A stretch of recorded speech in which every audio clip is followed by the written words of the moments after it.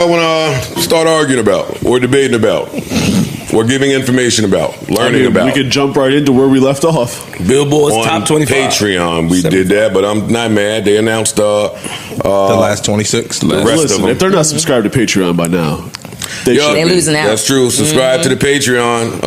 That was a good conversation too. It really was. And shout out to all the new people over there. I wasn't mad at the 3.5 hours last night. That was the first time I wasn't mad at it. Yeah, good.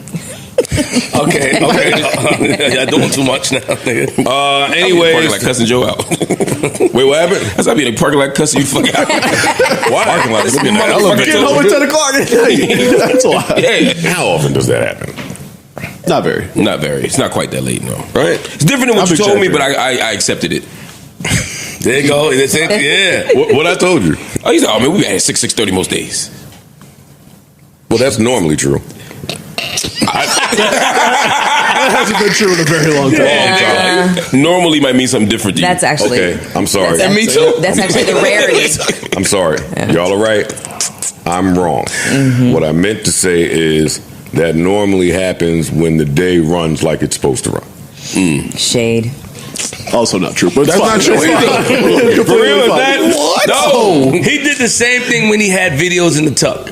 If shit runs smoothly, he wants to keep going. That's him, nigga. He gets a bang for his buck. When we had videos in the tuck and he promised us, yo, we have 5 in the tuck, that nigga's gonna take a day off. That nigga, Tuesday, Thursday Saturday, again. He was dropping 2 Patreons. We come in here looking at him, Joe, what's up? The people love it. They eating outside. That's his shit, man. You can't never pay attention. Listen, for me, this show is a blessing. There you go. It is. For sure. The people that the complaints. The people that reserve the right to complain are the coal miners, the teachers that are teaching our kids. Teach our players right now. There we go. The firefighters, firefighters out there, the police that are trying to make the streets safer. Like, I come in here and talk with my friends for a living. There's nothing to complain about. We love it. Like, these are I love y'all. We love you too. Nothing to complain about for me. We love you too, Joe. Anyway. Shame. He's so full of shit. Billboard. Back to the list. Billboard put out the list. That nigga need to write a billboard. Let's go, Ish. Get that nigga. He good, boy. We ain't gonna let the nigga slide. Get him, Ish. Rapper, boy. Extraordinaire. So Billboard put out a list, 75 of the greatest R&B acts of all time. So we went through the list, and now they've just put out their final 26. 25. I'd like to start this topic with an apology, because I watched it back.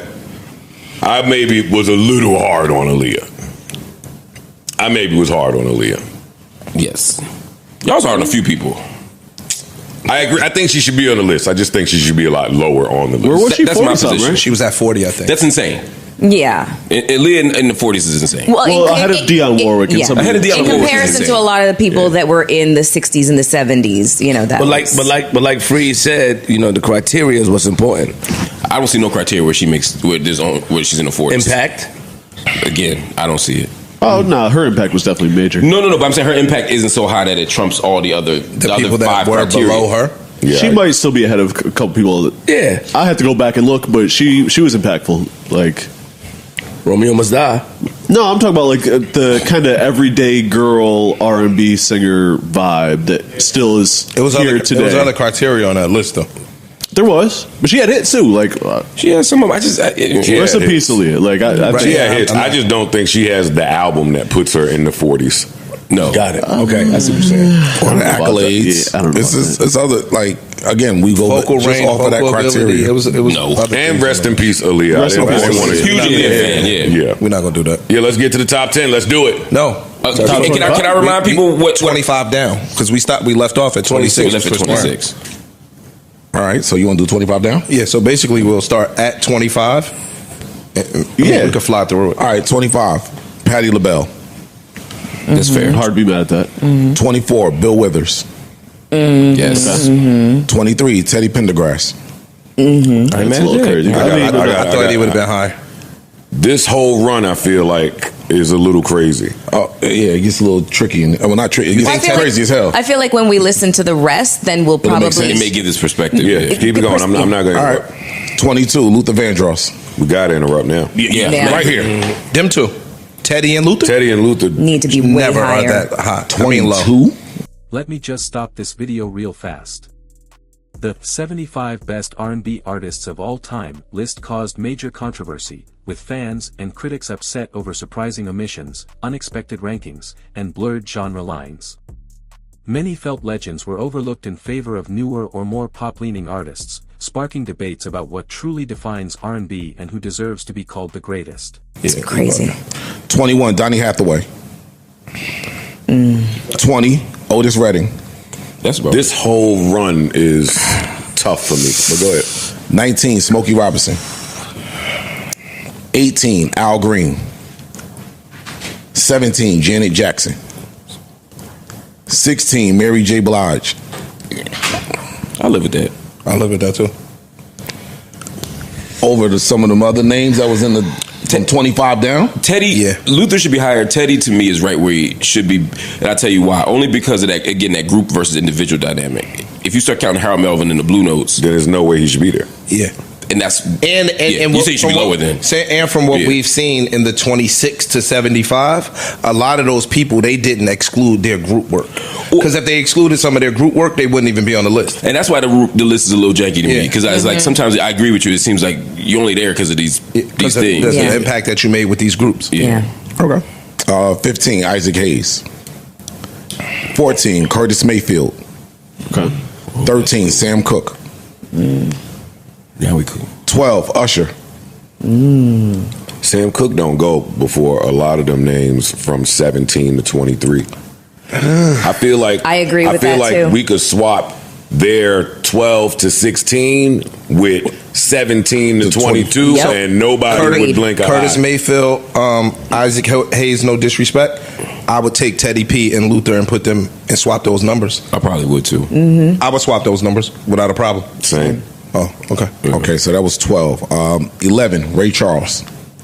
I was thinking about his name on the drive home. He's another tricky one because of all the crossing the genres. Well, a lot of this is tricky genre crossing, to be honest with you, but we'll get to that in a minute. You can't put Ray Charles 11 and Smokey Robinson at 19. What was he, 19, I think? I don't think there's that much space between them two. Unless you start talking about Smokey and the Miracles. I don't know what they're counting as individual versus. And not only that, Ray I agree with Charles. you. I would put Smokey higher. Yeah, and not only that, Lake Park says there's a lot of like cross genre stuff that Ray Charles is, where Smokey is not. He's R&B. Right. His whole career is R&B basically. And in the 1950s, when they started making race records, I mean, the idea of a race record, some people call it soul, some people call it R&B, some people call, you know what I mean? I don't know. I don't even know what R&B means anymore, given all the people in this pool. That's true. Yeah. You know, so. Sorry, Ray. It felt like old school race records rules. Yeah. As far as defining the genre here. That's what it seems like, yeah. All right, we at the top 10. Number 10, Marvin Gaye. Marvin Gaye. Whoa, that's low.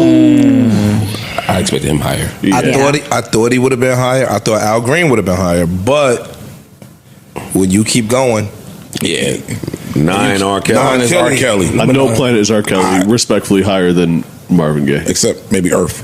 No. Parks, you have a fight? Huh? You would have a fight. Like if you polled the masses, that's not as cut and dry. I think it's generational. That could be. I think it's generational. I think every list is, You always say that, because I would have had R. Kelly like number 5, just off the top of my head, but without looking at the list, if I just had to pull a number. But when I see who's above him, I can't get that mad at him. I wouldn't have had him at 5. I would have had him about 7. I would have had him kind of where he is. I would have had Marvin Gaye higher than R. Kelly. Yeah, I had Marvin Gaye in my top 3. So personally, Marvin Gaye is at least 5 to me. Why would Marvin Gaye be above? I mean, it's an honest question. Why would Marvin Gaye be above R. Kelly? He didn't touch no girls. Damn. Well, other than that, take that part of reading biographies. What's going on? The release of the 75 Best R&B Artists of All Time list has sparked intense debate and controversy among music fans, critics, and artists alike. One of the most prominent sources of contention revolves around who made the list, and who didn't. Many fans were shocked to see legendary names like Toni Braxton, Monica, or Maxwell either ranked lower than expected or missing entirely. Others questioned how newer artists with shorter discographies managed to outrank long-established figures in the genre. The order of ranking also raised eyebrows. Beyoncé, for example, was placed very high on the list, which led to debates about her genre identity. Some argue her dominance is more rooted in pop than traditional R&B. Conversely, artists like Anita Baker and Donny Hathaway, whose contributions shaped the core of R&B's soulful foundation, were ranked lower than many felt was appropriate. Critics also questioned the balance of eras and gender representation, suggesting that the list favored contemporary artists and male performers disproportionately. Another flashpoint was the inclusion of certain artists whose music straddles R&B and other genres like hip-hop or pop, which blurred the criteria for inclusion. The absence or low placement of influential R&B producers and vocal groups also left a sour taste for purists who believe the genre's roots lie in harmony and instrumentation, not just vocal talent or solo fame. Ultimately, while the list was intended as a celebration of R&B greatness, it ignited passionate conversations about how we define best in a genre as rich and diverse as R&B. It highlighted how subjective and personal music is, especially in a genre deeply tied to culture, identity, and emotion.